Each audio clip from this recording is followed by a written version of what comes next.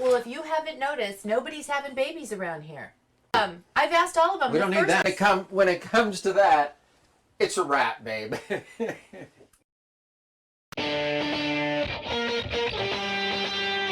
He wants to keep it open and make a place for all the kids in the community to go. It's a form so I can be an ordained minister. I like being out and about. My twerking skills are for the bedroom, not for the club.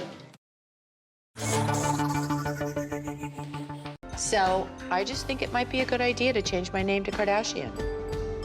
A long time ago when I won the games, the Jenner name was known all over the world. Every country I went to, they knew who I was. And now all of a sudden she wants to go back because the girl's name is big all around the world? She's nuts. Tina Turner was married to some abusive freak forever, but she kept her name. Get it? No.